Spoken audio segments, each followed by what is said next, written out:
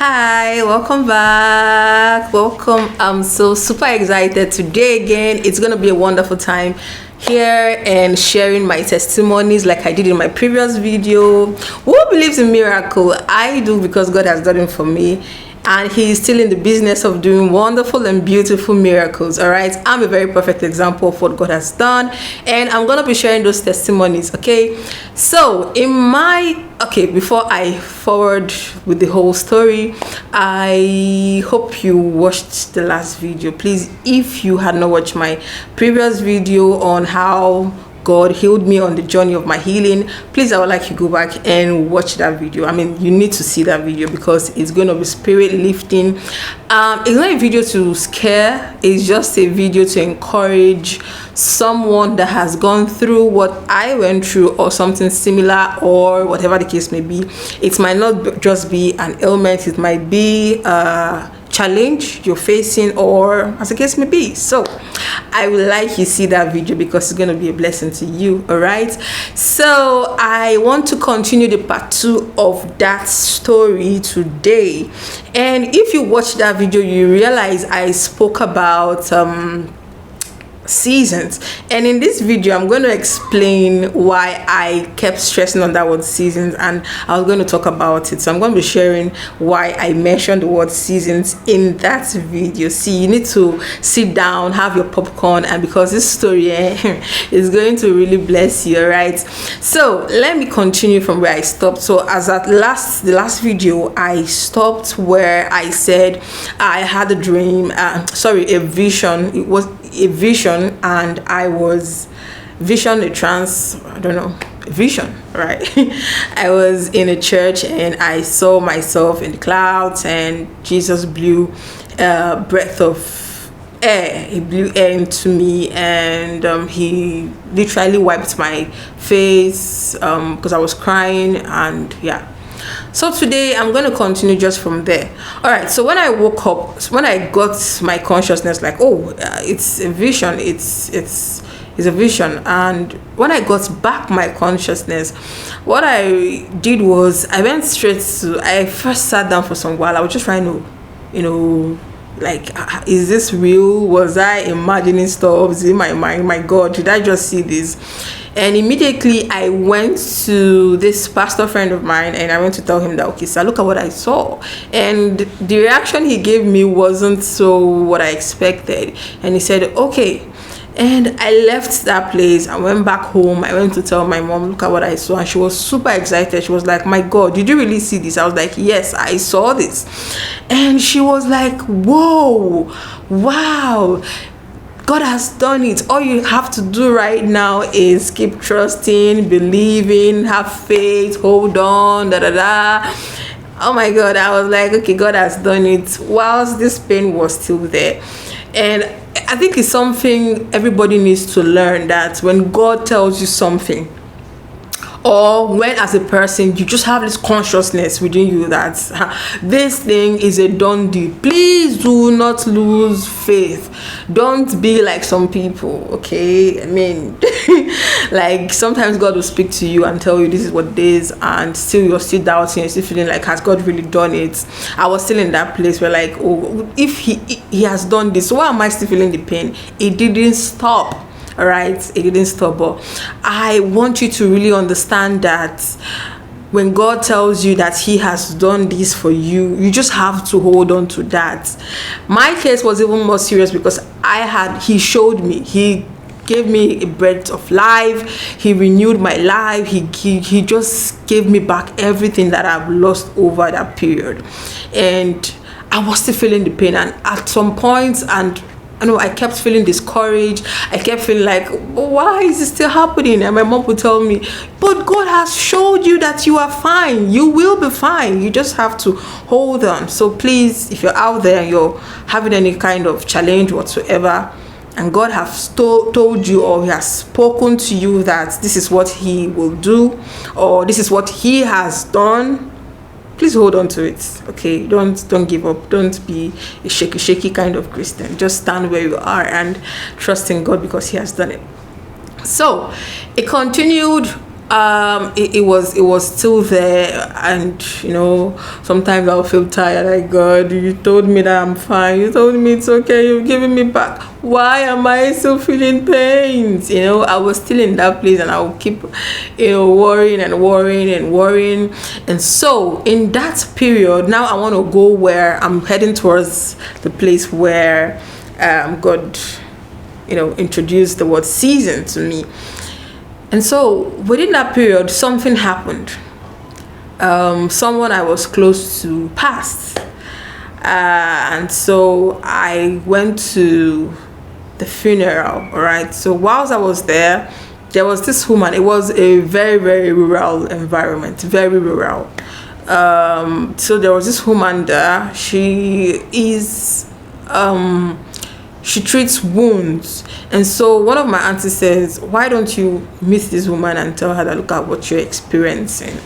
And I said, okay, why not? So I went to her and I explained everything to her, and she told me, she said, I haven't handled anything that has to do with this kind of case, and so I don't know, but well, we'll give it a shot. And then I had to stay there. Everybody that I know that came for that funeral went back, but I stayed back. I stayed back for about almost a month, or about 3 weeks, right? I stayed back there about 3 weeks or almost a month. I stayed in that place. And so whilst I was there, I actually came back home, picked up some stuff, and then I went back to that place. And so whilst I was there, my parents were aware, everybody was aware that's where I was. I can't remember if it's my dad that came to drop me there, or it wasn't my dad. I came on my own. And so when I was there, she was giving me some herbal treatments, okay? And I was seeing a lot of different improvements from the treatment she was giving me. I don't want to give you in details what happened within this period, because that was one of the strangest things I've ever experienced in my life. I happened in that place. And there was a church there was a church in the compound where I was staying. And so that church, that was where I was sleeping within that period. I was sleeping in that church. And so within that period, God was showing me things, not so much within that season, not so much within that period, but there was this particular revelation I had that led to the final thing, all right? And this revelation happened that I was somewhere, which I don't know, and I was holding hands with someone, and we were praying. It was a male, though I don't know this person. It was a male, a man, and we held hands and we were praying. And as we were praying, I realized that something was holding my waist, was on my waist. I don't know what it is, but it was so, I don't know, when you see, if there's anything or you see that you don't like, when you see those things, you have goosebumps. I hate wall geckos. I hate geckos. I hate geckos. I don't know why. If I see it, I don't know. I can start having goosebumps over my body. I don't know. It just irritates me. Goosebumps. I hate geckos. So I don't know what it is, but I saw this thing on my waist. It just circled my waist. It was black. I don't know what it is, but I don't know. It irritated me. I didn't even want to look at it. I'm like, what is this on my waist? And I loosed my hand from the person that was praying with me, like, leave me alone.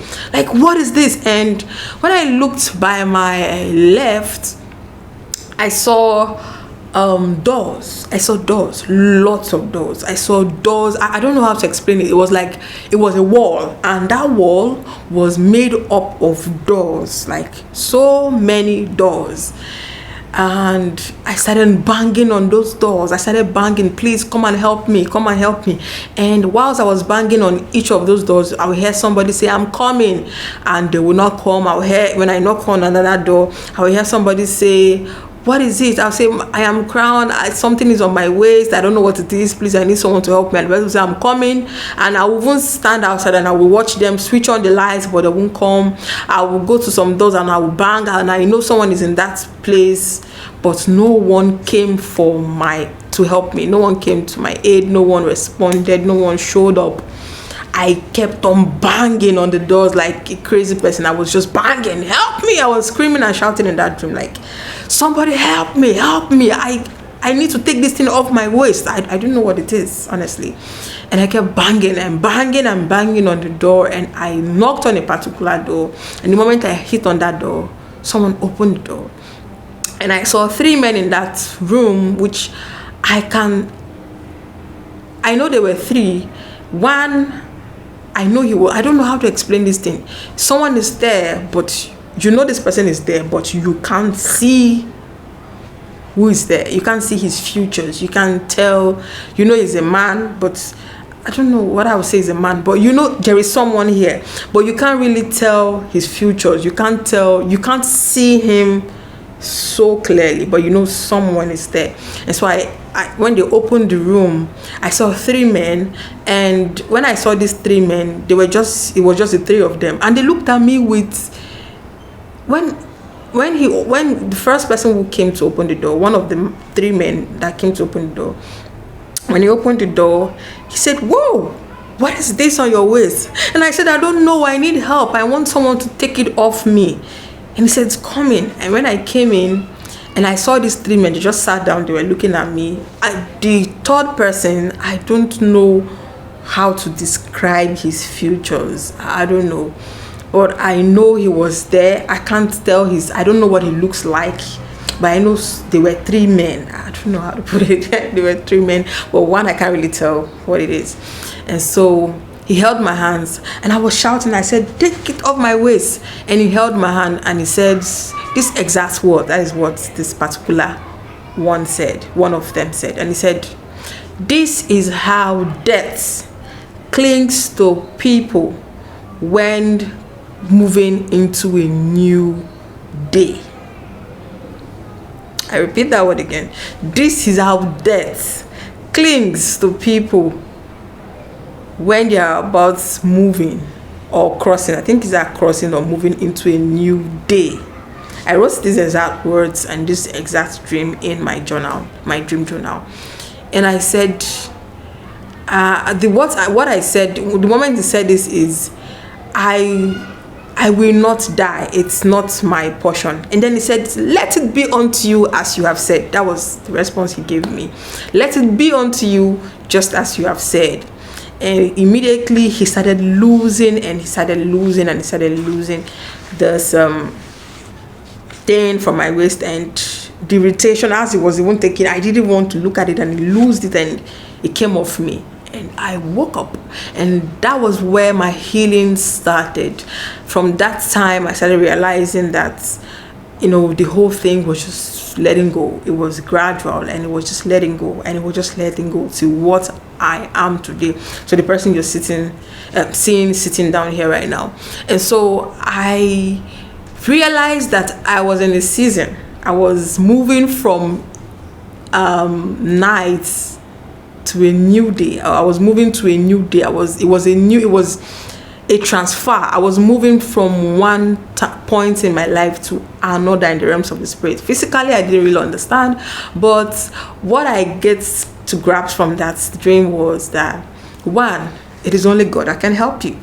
It's only God. So for the people who think, I think my pastor will help me, my parents will help me, we pray together. And so let me tell you something. There are some situations in your life that is only God that can help you. Nobody will help you. If they pray and hit your head on the ground, and it is only God that can come to your aid. I know what I'm saying. If God does not speak concerning that matter, if God does not intervene concerning that matter, go to any hospital you want to go to, do anything you want to do. Listen, it is just that the spiritual is what is working, right? It's the spiritual that is controlling what you're seeing in the physical. So until the spiritual is being corrected, the physical will not have, any positive results or any effect whatsoever.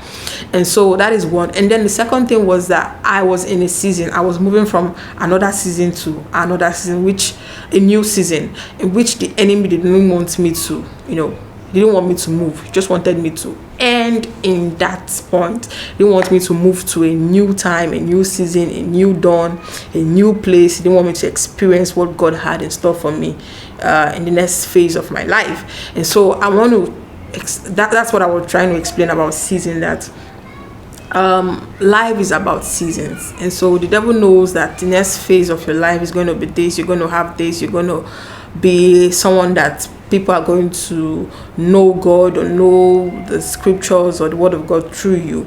And so he doesn't want you to move to that next point. Maybe the next point of your life is a phase whereby you're going to live in his rest, in his Sabbath. He doesn't want you to go to that point. He just wants you to live here and end there. And so that was what the enemy was trying to do to me. And in that season, I realized I was growing, I was learning, and God healed me. And today I'm perfectly free and I'm okay, and I'm walking in that health and peace he has given to me.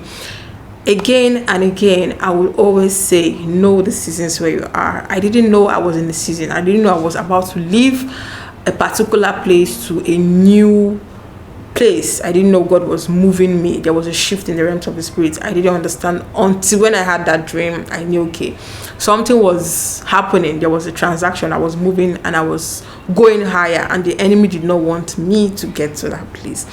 And so I want to encourage someone who is going through a very tough time. Like, you might be in a very, you might be moving from one season to another season, and the devil does not want you to experience what the Lord has in store for you in this new season. So I want to encourage you that don't lose faith. Keep holding on to God. Keep praying, keep connecting with the Spirit of God. He's going to help you. He's going to direct you when you feel weak, when you feel like you can't do it anymore, when you feel like, this is the end of the road. There's nothing more for me. I have come to the end. Okay, it's okay. Let me just rest right now. God has more plans for you. Your assignment is not yet completed. You still have a lot of souls, lives to touch, impact to make, people to help, ministries to set up. And so I want you to hold on to God and keep trusting in his word. Whenever you are filled with the weight of there is so much challenges and problems around my space, just remember that I too have went through it and I came out victoriously. There are testimonies to show for it, and God has done it for me, and he's still going to do it for you. He's still in the business of healing, helping, fighting, supporting, and standing for his own. If he did it for me, why not? He's going to do it for you. I want you to share this video. I want you to like this video. I want you to comment. I want you to subscribe. Please subscribe to my channel and support, because I'm here to put out content to encourage the body of Christ, to encourage people on their career basis, marriage, whatever you're doing, your business, your purpose. I'm here to encourage and tell someone that Jesus is still in the business of helping, supporting, and carrying us through whatever we are going through. And so I want to tell you that you should like, subscribe, share, and comment on my videos. Until next time, thank you and God bless you. Bye.